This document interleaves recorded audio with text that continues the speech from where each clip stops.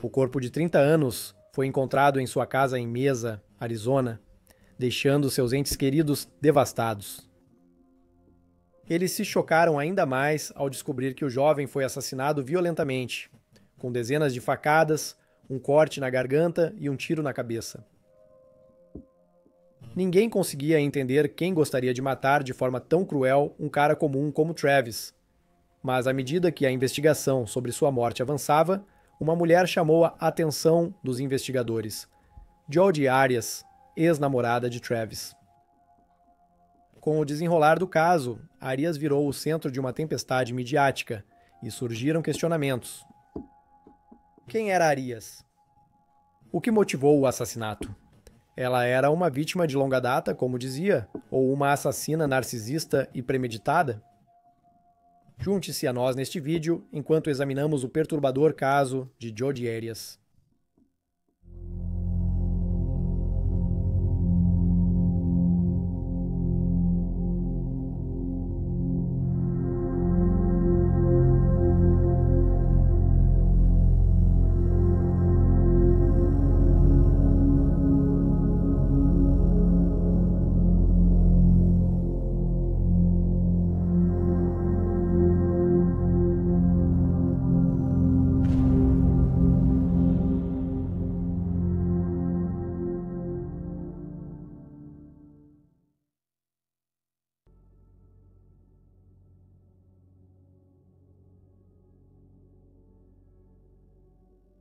Obrigado.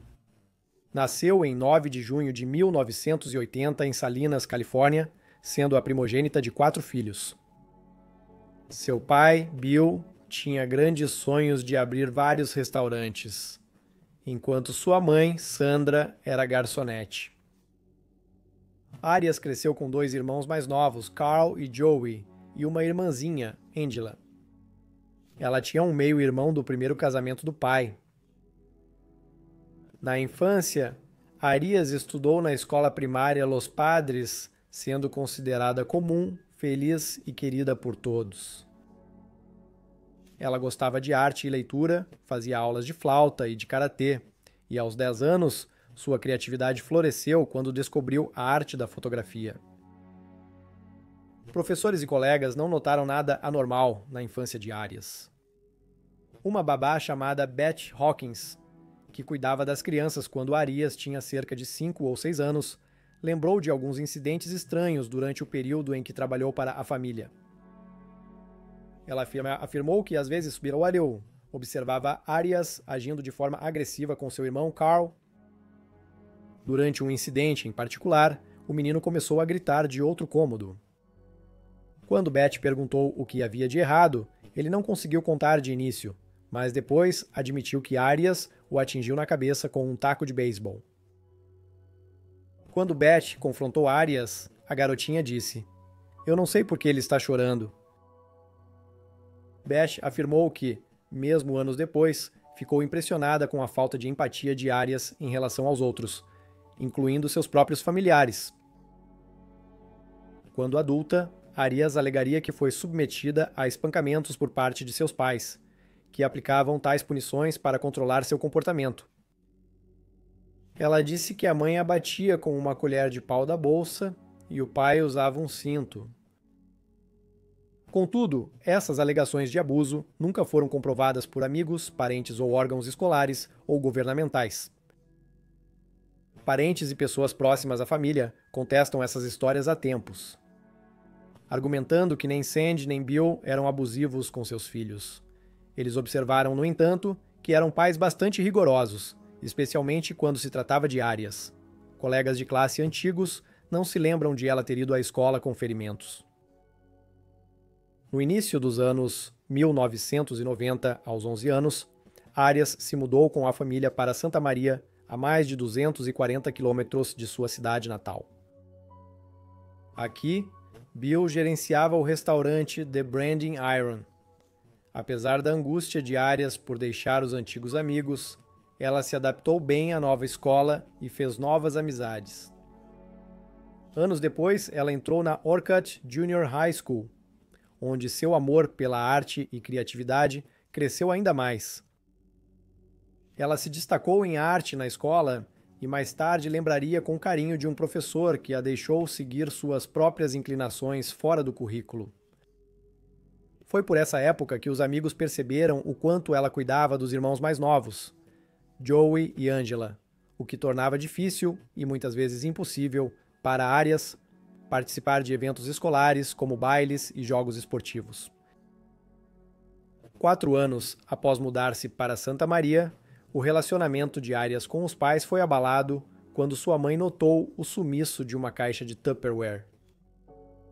Depois, ela achou a caixa no telhado, onde Arias cultivava maconha. Bill e Sandra chamaram o departamento do xerife local, esperando assustar Arias e fazê-la voltar ao caminho certo. Um dos amigos de Arias sabia o que ela estava fazendo e estava envolvido em todo o esquema. A amiga Patty afirmou que na época os pais de Arias exageraram em tudo, observando: pegamos uma semente de maconha e plantamos em um potinho de Tupperware e nasceu só uma folhinha nela. Outra folhinha pequena quase cresceu. Colocamos no telhado para pegar sol. E aí o vizinho nos dedurou. Patty foi castigada após Bill e Sandra avisarem seus pais. A polícia alertou as duas garotas que poderiam ir para um centro de detenção juvenil se não mudassem o comportamento.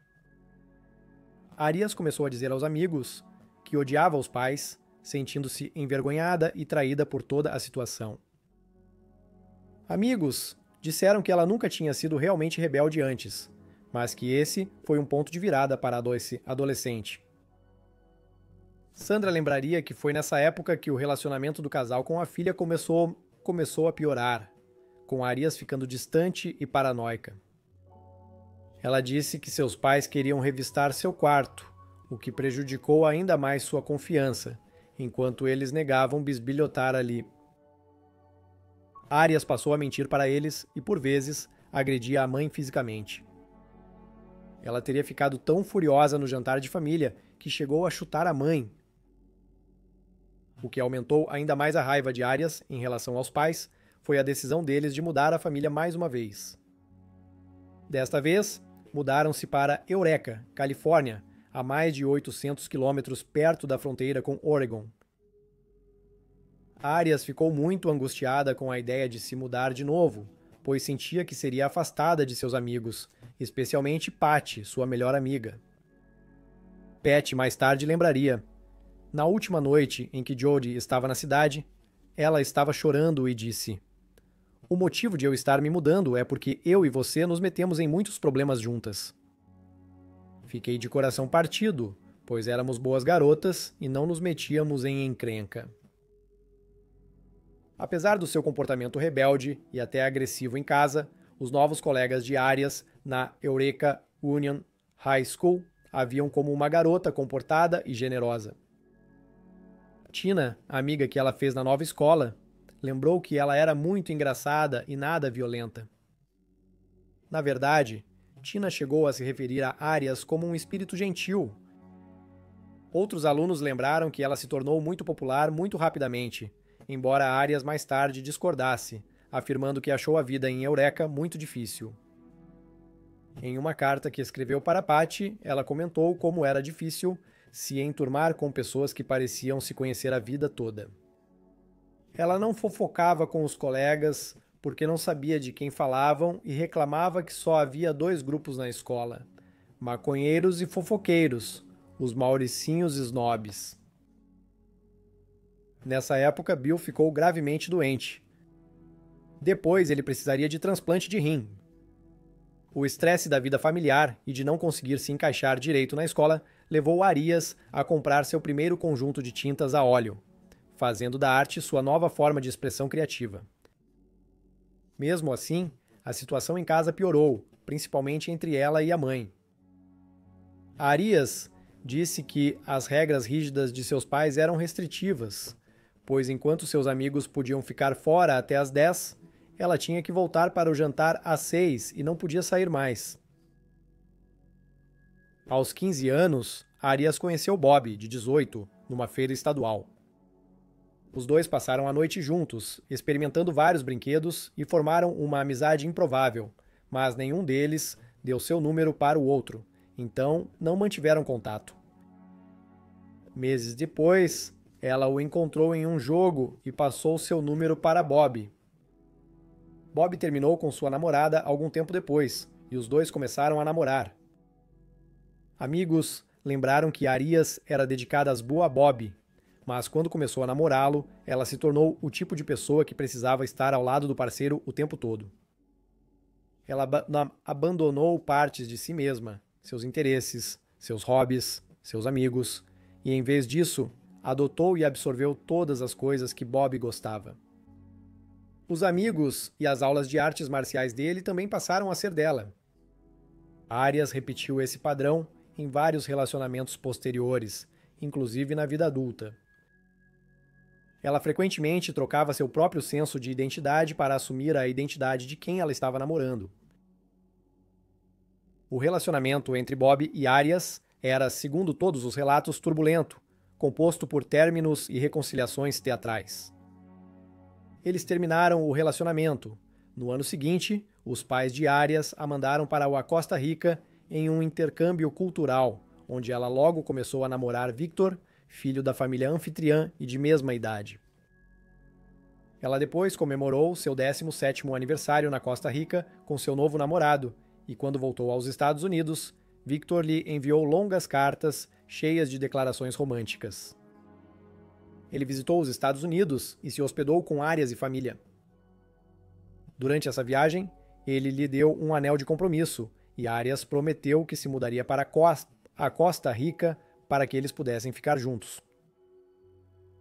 Apesar do romance e dos sentimentos que Arias dizia ter com Victor, o relacionamento deles era tão turbulento quanto o anterior dela. Ela disse que Victor era ciumento e não gostava que ela falasse com colegas homens. Por isso terminou com ele por telefone. Com Victor fora de cena, Arias voltou a se aproximar de Bob. Naquele período, ela queria muito sair da casa dos pais. Ela estava cansada do comportamento controlador deles e contou aos amigos que suas notas pioravam por causa do que sentia em casa. Amigos disseram depois que Arias nunca se envolveu com drogas ou álcool e acharam que seu comportamento cada vez mais intenso, incluindo agressividade, paranoia e acusações constantes de que os pais não a apoiavam nem apoiavam suas ambições, era resultado de algum tipo de transtorno de personalidade. Arias deixou a casa da família e foi morar com Bob aos 17 anos, deixando os pais tristes.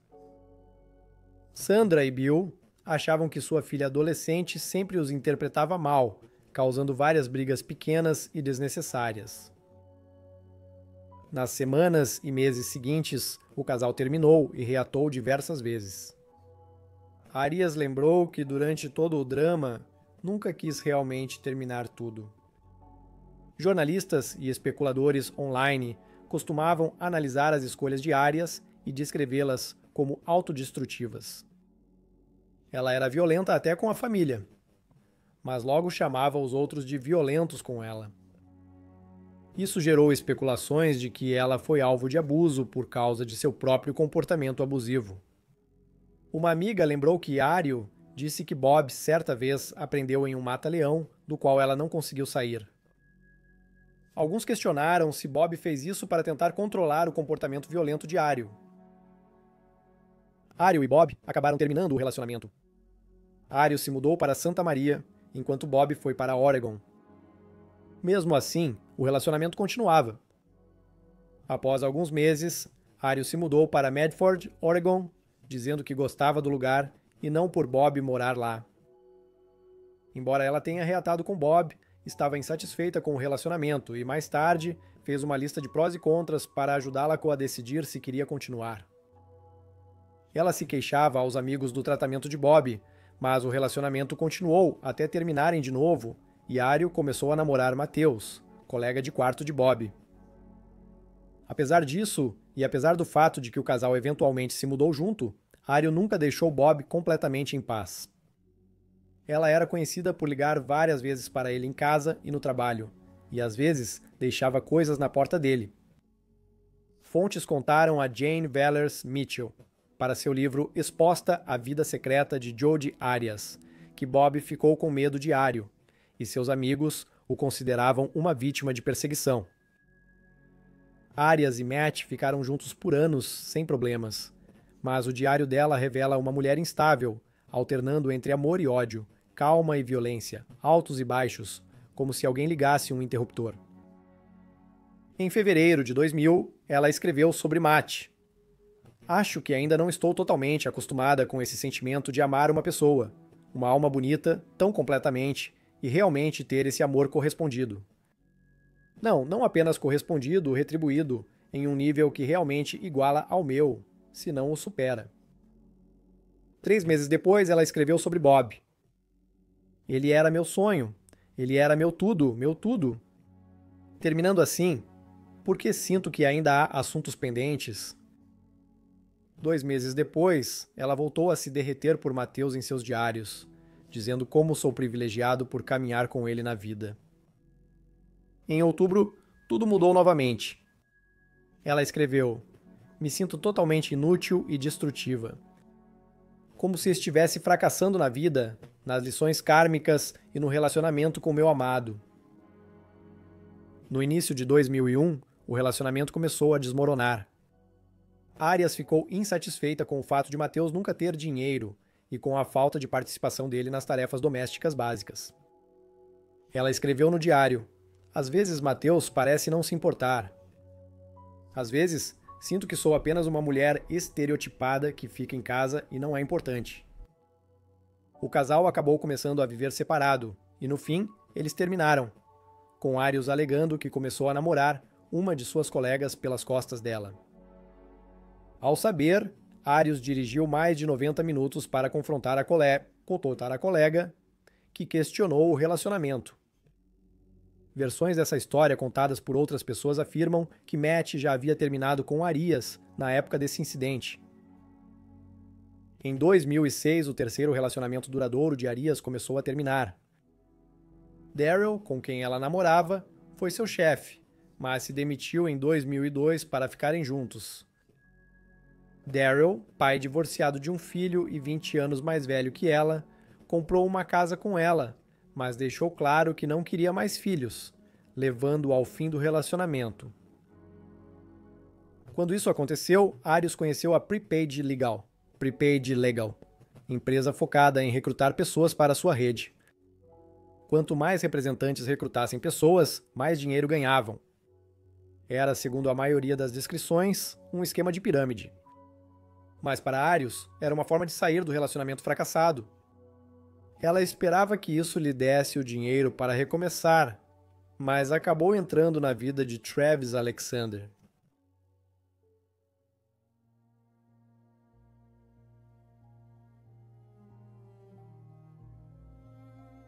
Travis Alexander nasceu em 28 de julho de 1977 em Riverside, Califórnia.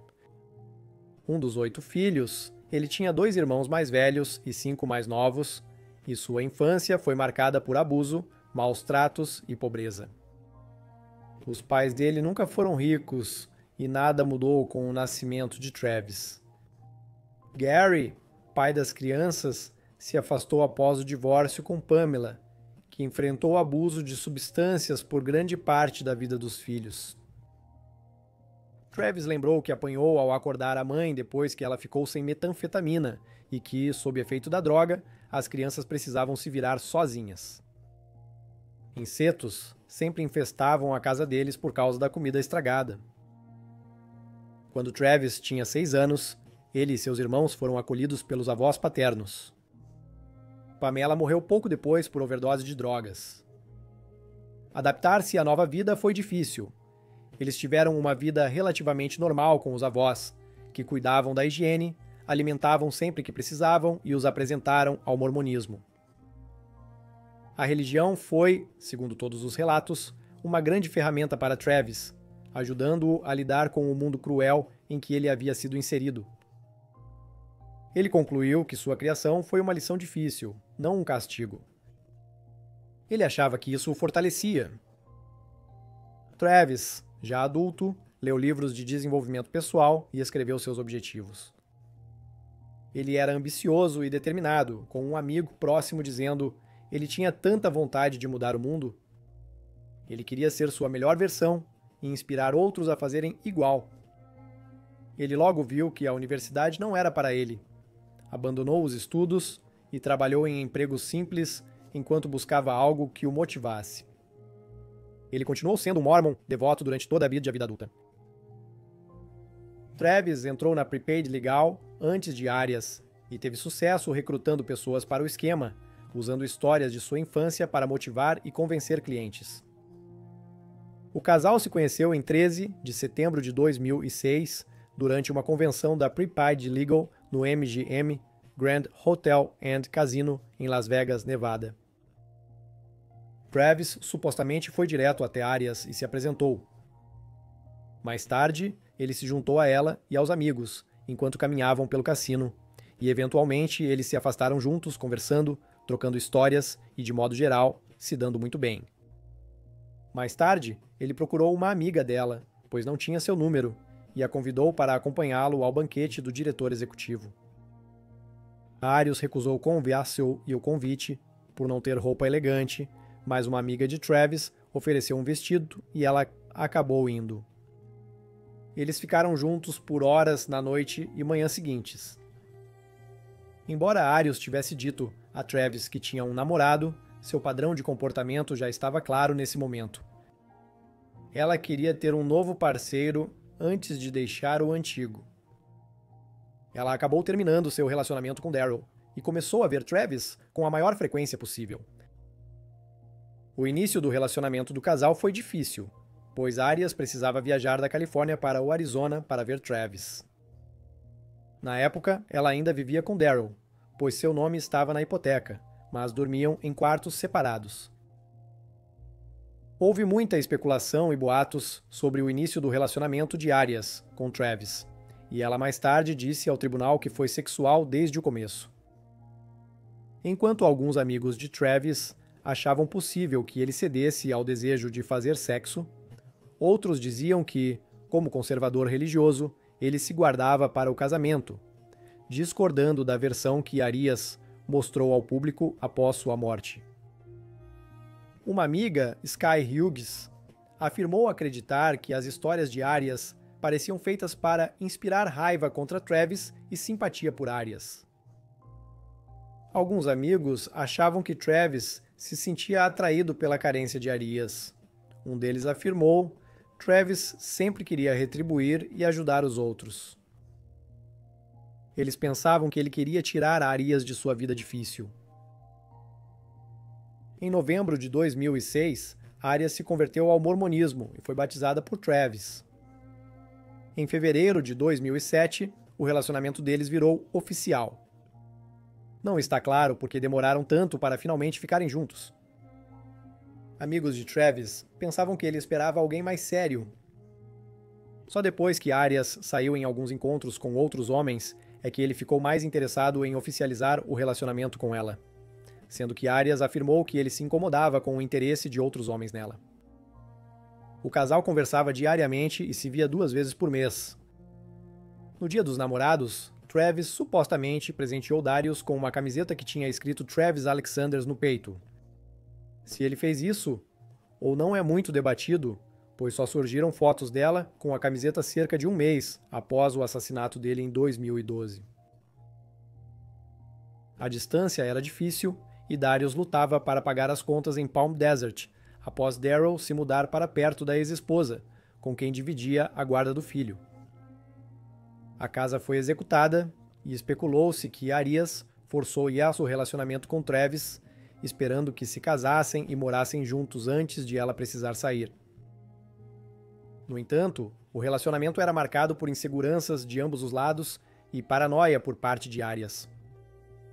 Ela lia os e-mails e mensagens de voz de Travis, espionava suas conversas e até o esperava fora do banheiro. Relatos indicam que, para lidar com a culpa por sexo antes do casamento, Travis chamava Arias de vadia e prostituta, o que a magoava e fazia sentir-se usada. Muitos, até amigos de Travis, notaram que o relacionamento era sustentado pelo sexo e um ciúme doentio. No verão de 2007, Arias terminou a relação. Um mês depois, ela se mudou para Mesa, Arizona, onde Travis morava, apesar de amigos lembrarem que ele deixou claro que não queria que ela fosse para lá. Arias disse depois que mantiveram intimidade física. Em dezembro de 2007, Travis começou a namorar outra pessoa, o que desagradou muito Arias. Travis contou aos amigos que sua ex era tão ciumenta que cortou os pneus do carro dele várias vezes e que sua nova namorada recebeu um e-mail de assédio de alguém que ele acreditava ser Arias. Em janeiro, Arias teria enviado mensagens sexuais a Travis e em março eles viajaram juntos por vários estados. No mês seguinte, Arias mudou-se de Mesa para Eureka, Califórnia, mas continuaram se comunicando, muitas vezes com conversas de teor sexual.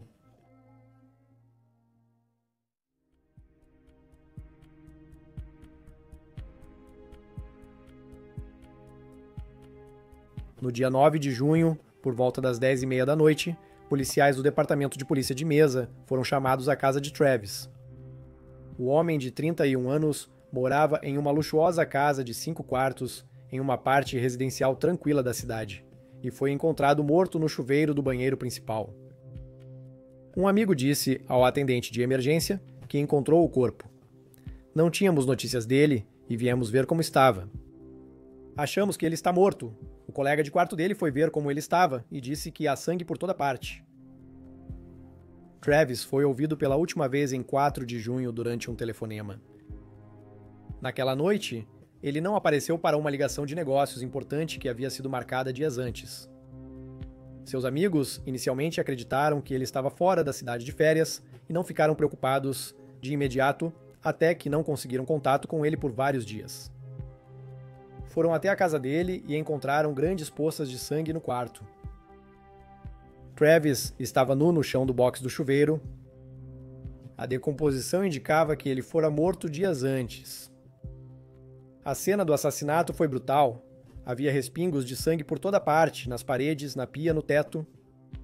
Travis sofreu corte na garganta, 27 facadas e um tiro no rosto. A bala entrou pela sobrancelha direita e ficou na bochecha esquerda. O médico legista mais tarde testemunhou que a veia jugular, a artéria carótida comum e a traqueia haviam sido cortadas e que Travis tinha extensos ferimentos de defesa nas mãos. Ele disse que o homem de 31 anos pode já ter morrido ao ser baleado. Era um homicídio óbvio e os investigadores imediatamente começaram a procurar possíveis suspeitos. Ao falar com amigos e familiares de Travis, muitos culparam Jodi Arias, dizendo que a ex-namorada era obcecada por ele. Sua amiga próxima, Sky Hughes, disse ao Huffington Post: Arias era totalmente obcecada por ele. Ela não o deixava em paz. Sempre que ele tentava romper, ela ameaçava se matar. Ele dizia que não queria mais nada com ela, mas ela continuava indo à casa dele. Sabíamos que era ela. Não queríamos, mas simplesmente sabíamos. Os familiares de Travis acusaram Arias de perseguição, invasão de redes sociais e vandalismo ao carro dele. Durante uma busca na casa de Travis, foi encontrada uma câmera digital danificada na máquina de lavar. Apesar do dano, especialistas recuperaram imagens que mostravam Arias e Travis em cenas explícitas. A última foto de Travis vivo foi tirada no chuveiro às 17h29. Imagens da câmera mostravam ele caído no chão. Outra evidência importante da casa foi uma palma ensanguentada na parede. Ela continha o DNA tanto de Travis quanto de Arias.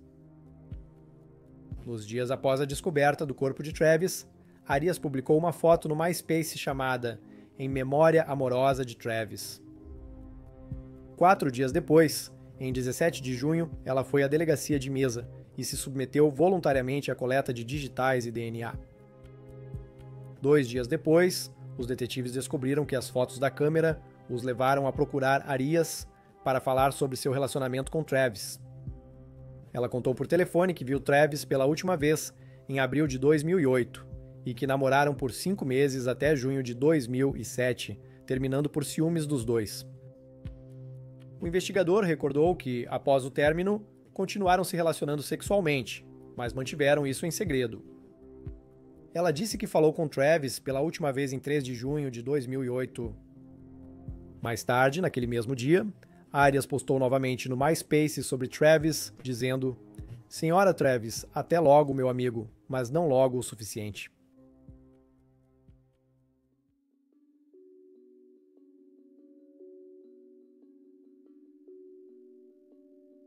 Na época do assassinato, o relacionamento entre Arias e Travis havia voltado a crescer.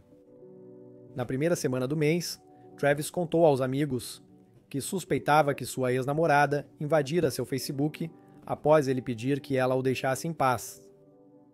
Apesar disso, investigadores descobriram que Arias alugou um carro na Califórnia em 2 de junho e foi para a Mesa em 4 de junho.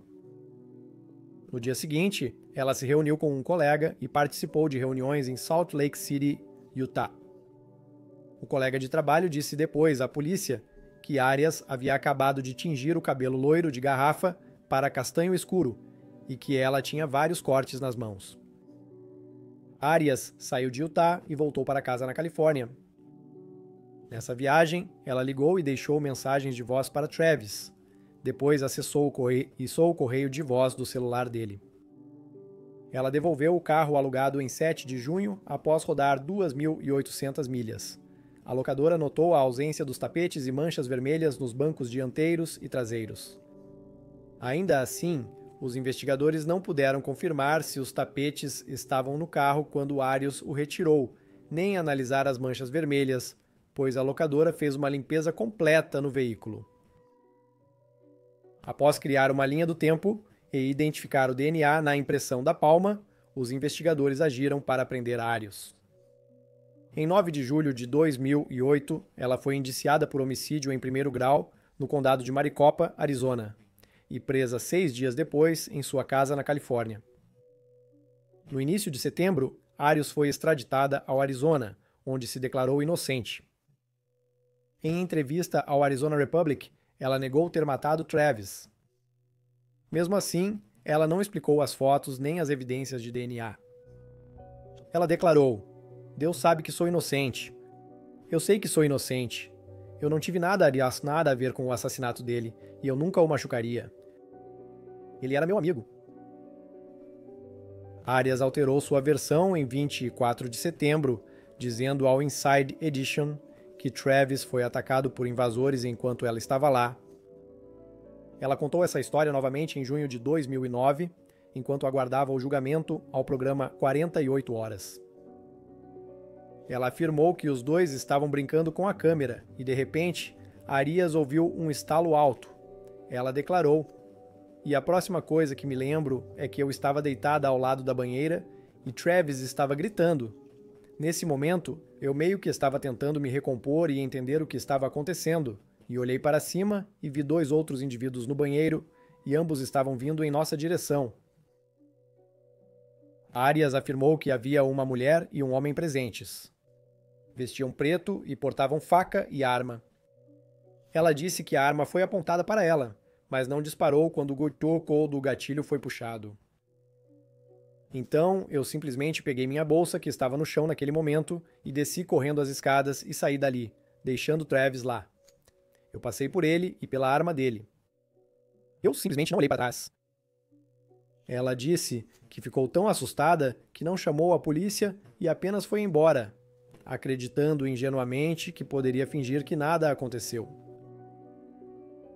Em agosto de 2011, Arias solicitou permissão para se representar no tribunal. O pedido dela foi aceito, mas ela manteve os defensores públicos como consultores. No mesmo mês, ela tentou que vários documentos fossem aceitos como provas. Arias disse que as cartas de Travis, onde ele confessava lutas com a pedofilia, eram para ela, mas logo foram desmascaradas como falsas e ela não pôde apresentá-las. O juiz restabeleceu um advogado de defesa e Arias apresentou sua terceira versão, alegando ser vítima de violência doméstica e ter matado Travis em legítima defesa. Ela disse ter sofrido agressões físicas e sexuais do ex-namorado e que, em 4 de junho, deixou cair a nova câmera dele, o que o irritou e causou um surto violento.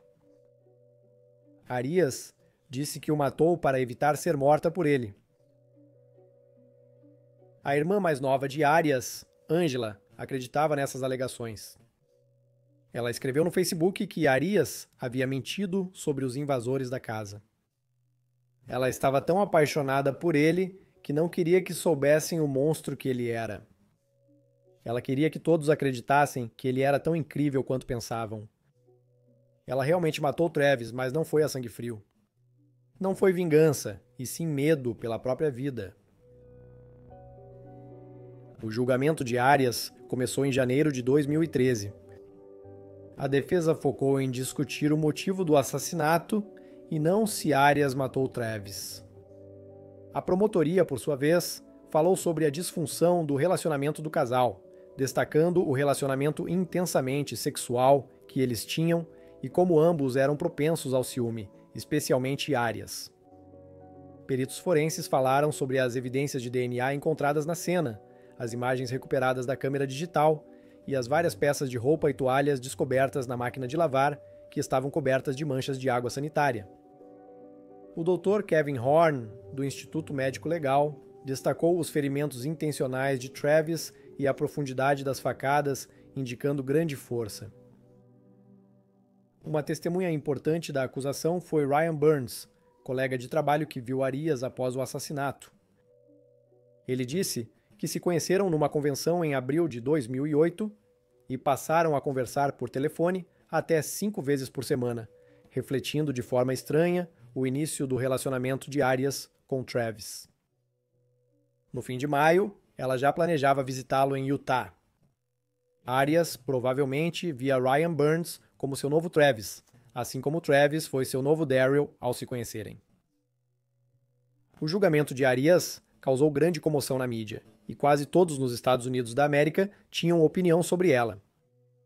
Ela recebeu uma quantidade incrível de atenção da mídia, com o New York Times relatando que a audiência do seu julgamento televisionado disparou com o passar do tempo e observando que a cobertura do julgamento assumiu alguns aspectos de uma novela. Nas alegações finais, a promotoria chamou Arias de mentirosa manipuladora e exibiu mensagem em que Travis a chamava de maligna. Enquanto isso, a defesa afirmou que os sentimentos do júri em relação a Arias eram irrelevantes e disse que a teoria de premeditação apresentada pelos promotores não fazia sentido, já que o comportamento dela naquele dia não condizia com o de alguém que planejava matar outra pessoa, destacando que ela foi vista em câmeras de segurança e que recibos mostram que ela estava na região quando Travis foi morto. Ainda assim, após 15 horas de deliberação, em 8 de maio de 2013, Arias foi considerada culpada de assassinato premeditado em primeiro grau. Ela acabou sendo condenada à prisão perpétua, sem possibilidade de liberdade condicional na primavera de 2015.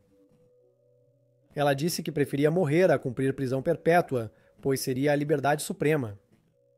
No entanto, ela depois voltou atrás nessa declaração.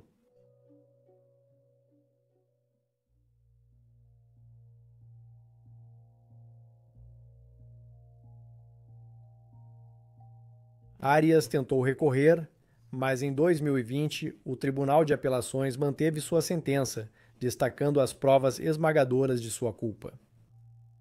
Ela iniciou sua pena na Unidade de Segurança Máxima Lumley, no Complexo Prisional Estadual do Arizona, em Perryville, mas depois foi transferida para a Segurança Média, onde está desde 2023. Ela supostamente leva uma vida muito tranquila atrás das grades, tendo trabalhado em um depósito de loja e como porteira. Ela foi auxiliar de biblioteca na unidade entre 2021 e 2022. Em dezembro de 2010, ela venceu 50 detentas em uma competição de canto, garantindo a ela e suas colegas de cela um jantar de peru no Natal e suprimentos extras. Embora sua vida tenha sido em grande parte tranquila, ela causou certa agitação quando começou a vender suas obras de arte online. Algumas obras dele foram vendidas por até $2.500. Como nenhuma de suas pinturas está relacionada ao assassinato de Travis, isso não viola as leis que proíbem criminosos de lucrar com seus crimes. Muitas pessoas do público acham que ela lucra com sua infâmia. Ela parece estar administrando uma conta no Instagram, onde compartilha sua arte, discutindo as cores, os designs e os significados dos títulos. Atualmente, ela tem cerca de 6 mil seguidores. Arias pediu ao irmão que vendesse suas obras no eBay para pagar despesas na prisão. Mas a conta foi desativada e o site descobriu quem era. Posteriormente, ela criou seu próprio site de onde podia vender sua arte. Apesar da reputação, ela recebe propostas de casamentos semanais.